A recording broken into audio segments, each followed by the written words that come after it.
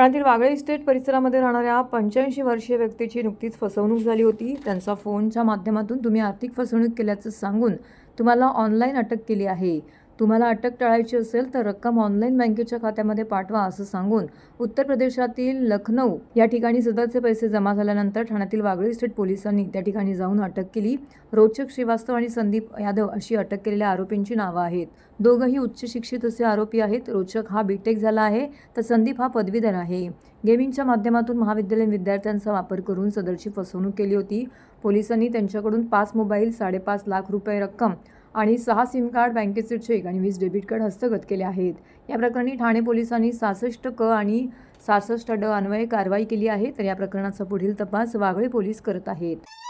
सदर वयोवृद्ध इस्माच्या नातेवाईकांना मुलीला हे लक्षात आलं की आपल्या वडिलांची फसवणूक झालेली आहे।